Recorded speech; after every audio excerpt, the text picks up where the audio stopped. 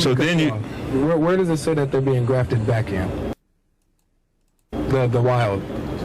I would say then, I'm sorry, if some of the branches, in verse 17, if some of the branches are broken off, and thou being a wild olive tree, the tree is talking about the first fruit being holy, and the lump that is also holy, and the root. That's the tree. Yep. And so then it says, and thou being a wild olive tree were grafted in among them, and with them partakers of the root and fatness of the olive tree. Yeah. Boast not against the branches, but if thou boast, thou bearest not the root. What this is talking about is Judah and Israel, or if you want to say northern kingdom and southern kingdom, some people say that. Because when Christ was on the scene, Christ said, I'm not sent but unto the lost sheep of the house of Israel. The tribes of Israel as a nation was not there. They were cut off. Another excellent example is the prodigal son. When the prodigal son, you had the two sons. The two, you always notice it's always in twos, because you had northern kingdom and southern kingdom. So the northern kingdom gets kicked out. He's wallowing himself in the swine. And when he comes back to the house and is accepted of the father, who's angry about that? The son that stayed. And so Judah didn't want didn't want his brother to come back. Isaiah 11 and 13 is another example when it says the envy of Judah and the vexation of Ephraim shall go away. So in verse 26, which is what I asked earlier, when it says, and so all Israel shall be saved, as it is written. The subject is about Israel not being cast away, according to the first verse. Verse 13, when it says, 14 rather, when it says, I provoke to emulation them which are my flesh, that's found in Romans 9 and 4. Them are my flesh who are Israelites, to whom pertain the adoption, the glory, the covenants, the services, and the promises. So if this... Okay, I got you. So when you said I didn't answer about 16, I feel like I did, because when you said that they're being grafted back in, but in this context it doesn't say that. They were never part of the natural tree to begin with. So that's what I'm saying here when it says, but if some of the branches were broken off, and you, although a wild olive shoot, were grafted in, these people were not broken off of this tree in the first place. They're being grafted into the tree and now taking part in the nourishment. So you have the natural branches that were cut off before, and now there's room for the unnatural branches to be grafted in. Like when you bring up, like you said, Judah and who else was it? Ephraim. Ephraim. Israel. I think I said Israel. Israel. And so Judah and Israel. Is Judah and Israel both part of the natural tree? He burned it in Jeremiah 11 chapter, which I just read. He separated. He kicked out the whole northern kingdom. He kicked out 9 tribes. Yeah. So I have a question. Yeah. What did those 9 tribes become? They became the other kingdom. No. When they got kicked out, what did they become? What context are we talking about? So in 2 Kings, the 17th chapter, when he kicked out the northern kingdom, and so they kicked out as a nation, so Ephraim, Manasseh, Issachar, Gad, Naphtali, etc. What did they become when they got kicked out of Israel? I don't know. So in 2 Kings, the 17th chapter, when he kicked out the northern kingdom, and so they kicked out as a nation, so Ephraim, Manasseh, Issachar, Gad, Naphtali, etc. What did they become when they got kicked out of Israel? I don't know. That's the Gentiles that it's talking about. Where does it mention that they're the Gentiles? Where does it say they're the Gentiles? No, it's not. It's fulfilled in the Gentiles. It doesn't say Gentiles are going to be called as people. It literally says out of the land. This just said people are not called. In Hosea 1 and 9, the Lord said Israel would not be his people. Isaiah 49 cut this. And then the very next verse, it says, yet the number of the children of Israel shall be as the sand of the sea. And where it was said, ye are not my people, there ye shall be. In what land? So even if you want to argue, even if you wanted to try to argue that non-Israelites would be able to come back in, you have to agree that Paul is quoting Hosea 1 that's talking about Israelites being called back to God. No, so go ahead. Where's the inclusion of other nations in Hosea 1, 9 through 11? I need that answer. All right, thank you. Because it's going to show you the nations are non-Israelites. And after this, I know you want to do Isaiah 49. So after I beat you out of this one, I'll beat you on Isaiah 49. I'm going to lay you down on this one, man. So look, yet, verse 9. And the Lord said, call his name, not my people, for you are not my people, and I am not your God. Yet the number of the children of Israel shall be like the sand of the sea, which cannot be measured or numbered, and in the place where it was said to them, you are not my people, it shall be said to them, children of the living God, and the children of Judah and the children of Israel shall be gathered together, and they shall appoint for themselves one head, and they shall go up from the land, for great shall be the day of Jezreel. Now here's the question: how is it? The answer. This is the answer. How is it that Israel is going to be as numerous as the stars? It's not through the flesh. It's through the faith in Jesus Christ. It's not through the flesh. It's through the faith in Jesus Christ. It's not through the flesh. It's through the faith in Jesus Christ. I want to give all the praises and the honor to Yahweh Bahashem, Yahweh Shai Bahashem Racha Hakwadash, and double honors to the elder apostles and the elder bishops of Great Millstone. Honors as well to the other elders and brethren, you fellow believers of this truth. Shalom to you few sisters, and shalom to the elect. So anyway, I want to touch on this video. This video is a few months old, and Captain Tazaryach literally destroyed this guy. Now, in his pride, and this guy, God Logic, I think that's his name, his pride would not let him feel like he was defeated. Even his crowd, when you look at the picture, they didn't look well, right? So you saw it. I'm not going to go dig any more into it. Obviously, when you're debating, you got your whole slew of scriptures. It's different than sitting down, as I'm doing videos. I've gotten debates with Christians on this as well. They pulled out cameras, and then they put the cameras down and roll out, because you can't win against the scriptures. Now, the key, and what we do as Great Millstone, what we do is really go into the words. I pull the blue letter on these Christians all day, and they have no other say. Now, since Captain Tazaryach and various Israelites love debating, I think they kind of string them along a little bit more, just for the entertainment, I guess. I don't know. I mean, this man, God Logic, he shouldn't even be in the room. I mean, I guess he's an okay debater for a Christian, but it's the same scriptures. The Isaiah 49:6, the light to the Gentiles. Go into the older Bibles. I go to the 1300s, and it tells you. And then when you go to the Jew and then to the Greek, we go to the Jew first and then to the Greek. Why? Because he was trying to convert even the Jews to believe in the Messiah. Just because you knew you was an Israelite is not good enough. Just today, just because you know you're a Jew, that ain't good enough. This is why John 10, he says, I am the way, I am the door, I am the way. The sheep hear my voice. Yahweh Shai. This is the conversion. But anyway, I want to jump on this Romans 11 and 17. I just want to get to the point. I want to look up this word graph. Graph. It says, and some of the branches be broken off.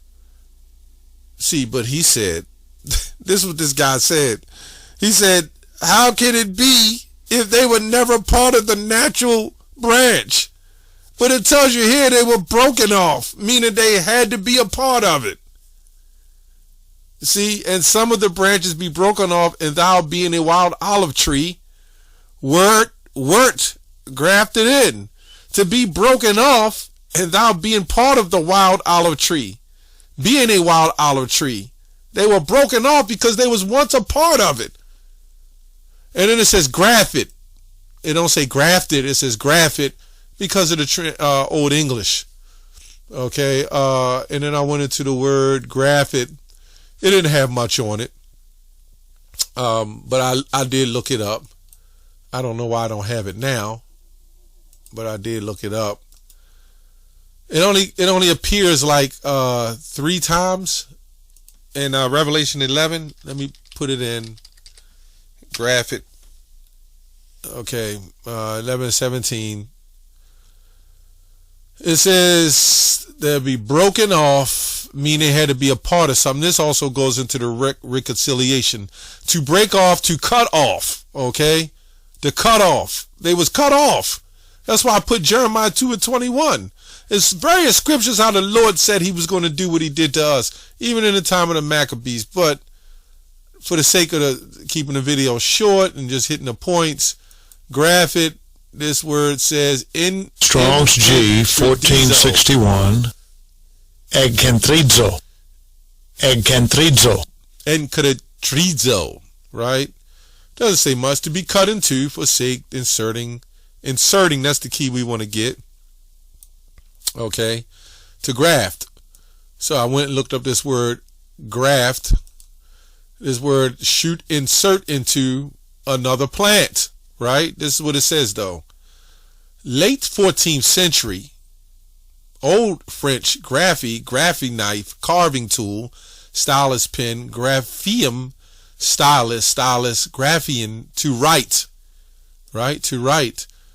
And it goes to see graphy, so-called probably on reassemblance of a stylus or pencil-shaped shoots using grafting. Anybody who knows grafting, you need your squares and T-squares, and this is how you bring it together, right? You can't do one without the other. So I went into graphy, right? It goes into reassemblance, right? Reassemblance. Well, I looked up the word reassemblance. Let's go to graphy. It's not much on it. Description of, abstract to written characteristics. So basically being grafted is, it says to scratch or carve to bring back together. This is what the reconciliation is all about. But when you see the word reassemblance, let me go here, which technically means to carve or to write back in, to bring back in. That's all grafted means, to be brought back in, to carve back in. So how do you reassemble something, right? Reassemblance goes into the state of property of reassembling. It says here, likeness of image of person thing. This is my first time looking this up, so bear with me. To be like, have likeness to, similarity to, right? Be like. Here perhaps intensive, to appear, to seem like, to make like, imitate, to represent, right? To reassemble, to bring back, of the same kind. That's what it says here. Resembling of the same kind. Okay? To make an image of. You get it. And then they got the other translations that connect with it. So I'm not going to jump into that too much. But basically means to grafted in means to be carved back, to reassemble. In other words, that's all that's saying. So if you were broken off, how do you be reassembled back in? Right? And this is why even the Jews that considered themselves of Abraham's seed, the Lord saying that's not going to save you. The bigger part is through the faith in the Messiah. So even though some of the Jews still kept the traditions of being Jews, they've still lost their way because they have forgotten the faith and they made the law corrupt. So it was about bringing them back through the faith of the Most High through his Son. And then you had the other Gentiles. Let's go to Acts 6. Let's go to Acts 6. Now, you technically don't have to say the Jews were actually Gentiles. You had Gentiles who didn't know, but the Jews were still kind of not being righteous because they didn't believe in the Messiah, right? What still makes you out there, so to speak. I did look up Grafted, Acts 6:1. In those days, when the number of the disciples multiplied, there were murmuring of the Grecians against the Hebrews, right? So we know the Grecians, when we go to Acts 6:1, the Grecians were also Hellenists. G1675, one who imitates the manners and the customs of the worship of the Greeks and used in the Greek tongue, used in the New Testament. Jews born in foreign lands and speaking Greek, Salakia. So this is, it goes into different dynamics when you're dealing with Jew, Greek, Gentile, God-fearers, so forth and so on, right? So you would go to Galatians 3:28, and it says to the Jew and then to the Gentile, right?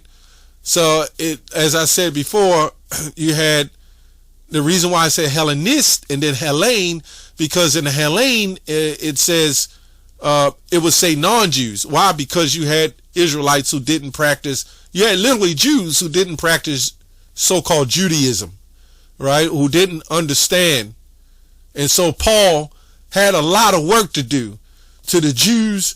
See the Jews, when you go to Acts, the 13th chapter, and he said, men of Israel and you that fear God. See, it was easy to go to the Jew first because they already knew, right? Just like Nicodemus on the time of Yahushua. They already knew about the covenants and the laws and the statutes. But then Paul had to say, well, wait a minute. It's not just about the law, just as the Messiah did. So he was doing the works of the Messiah, right? So it was like, well, Romans 3, for an example, is the law has become sin, right? And what he say in Romans 3 is not by the works of the law that thou might be saved. That's what he was talking about. But he said, then we make void the law through faith. God forbid. So this was all about waking up the Jews, waking up converting the Jews to be Christians, as they say. So in Acts 11:26, it says they were called Christians. And how do you become a Christian? I'm just saying that word. I don't like the word Christ. I'm just saying it so people understand. The Jews had to become Christians. Those were the converts. That's how you became so-called Christian, as a Jew. It wasn't just some strange heathen that converted to Jesus. It was the Jews had to convert to the Messiah, Yahushua. And then you had the other ones who had to understand the law and understand what they were as being Israelites, and then convert to the Messiah. So that was a hard job to do. And you see it happening today. Except now when we wake up, we automatically convert to the Messiah because we knew, going to those Christian churches, we saw the Bible, but we didn't understand we were Jews. And now we understand that Jew is just one tribe. We understand that we're the Israelites, but now along with that, being grafted back in with through the Messiah. You know what I'm saying? So it's a technical thing, but it's easy to be understood if you read the scriptures in context, right? So we go to, I did put Jeremiah 10:21, which proves that, but you can also go to, did I go to Jeremiah 4:22? This is an example right here. For my people is foolish. They have not known me. They are sottish, right? That means habitually drunkard. They are sottish children. They have none understanding. They are wise to do evil, but to do good they have no knowledge. These were the ones, the elect, as we know today, who have to be grafted back in, right? Because we had no knowledge. And the other 2/3 just are going to continue not to have any knowledge. That's why Captain Tazaryach kept reading 11:26, and that was a beautiful point. And so all Israel shall be saved. So when you go back up to the beginning, all this is talking about Israel. This is why it says the remnant of Israel. This is what the whole thing talking about. The remnant of Israel. If God cast away his people, I also am an Israelite. So if it's for everybody, none of this would even have to be mentioned. And I dare one of them Christians to tell me I'm wrong. Acts 3:25. This is an example of reassemblance, as I brought in before, of people of the same kind, resembling of the same kind. So let's go to Acts 3:25. Ye are the children of prophets and the covenant which God made with our fathers, saying unto Abraham, and in thy seed shall all the kindreds of the earth be blessed. Now, I read a part in there where Captain Tazaryach, what I listened to, where Captain Tazaryach says something about it wasn't of Abraham's seed, that in was it Romans 9, not all Israel, not that they are children of the promise. Well, Abraham had different sons, right? But when you go to the situation with Hagar and Sarah, Hagar and Sarah line, when they had Isaac line got the promise. Obviously Hagar didn't. But I want to go here. This is a quote from Genesis 12. To all the nations of the earth shall be blessed, right? And Abraham's seed, and shall all the kindreds of the earth be blessed. So I want to go here. In Abraham's seed shall all the kindreds of the earth be blessed. Patriarch, right? Lineage running back to some progenitor, group of families, given people lay claim to a common origin. That's what we saw here in reassemblance. The Israelites was distributed into 12 tribes, which is nations, descended from the 12 sons of Jacob. These were divided into families, which is another word for nations. Now, Gentile is not a Hebrew nor even a Greek word, by the way. That's why when you go into older Bibles that don't use really the Latin, like the word cross is crooks, right? It says, which were divided into houses. There we go. Those are the families. Those are the nations. Here we go, a nation. So let's go on here to Revelation 7 and 9. After this I beheld a great multitude. These are the go-to scriptures on these Christians, right? In the blue letter. No man could number, of all nations. There we go, nations, kindreds, peoples, and tongues. So I want to go to nations again, G1484. We go through this over and over. You people, brothers and sisters been watching, you know this back of your hand.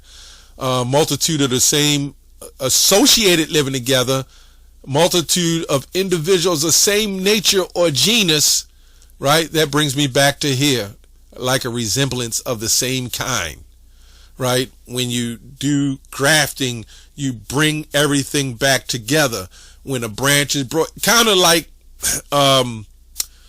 if you got a project, right, and you use pencil sticks, right, and one of the pencil sticks broke off, you would take it and glue that son of a gun and stick it back on there. That's called grafting it back. It was a part of it, but it fell off. Anyway, genus, Old Testament nations not worshiping the true God, right? So let's go. This is the one I want to get. We already know what kindreds mean. We went into kindreds, but I want to go to peoples, right? Again, another word for nations. A people, group, tribe, nation, all those of the same stock and language, right? So we all call on Yahweh B'Shem Yahweh Shah, right? Of the same stock, a great part of the population living together anywhere. So we go back here, right? Like a reassembling, right? Let's go here real quick. Reassemble.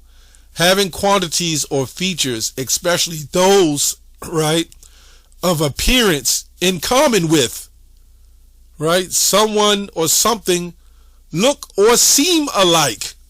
That's your grafting in, right? Let me get the last scripture. Somehow he says it ain't the flesh, but it's the faith.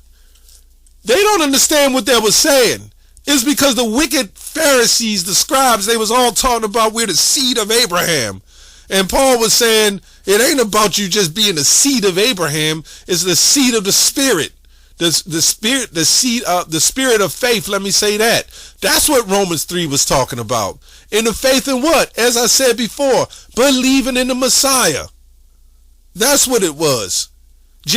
Basically, just because you a Jew does not bring salvation. Believing in the Son is what brings salvation. That's what it means to be a Christian. And as Acts 11 and say, in Romans 9, and Romans 11, Isaiah 45, it has Revelation 7, Acts 3, it has nothing to do with no other nation. Hebrew 8:8. All of us know this at the top of our spirit, right? 8:10. For this is the covenant that I will make with the house of Israel after those days. That's why he brought out Hosea 1:10. And if you kept reading on Romans 9, it went into Isaiah as well. Saith the Lord, I will put my laws in their mind and write them in their heart. And I will be to them a God, and they shall be to me a what? A nation. But it says here, a people, right? This is who the children of Israel, the wild olive tree broken off, and all will be brought back, as in Romans 11:26. Ultimately, all Israel. That's all I have on that.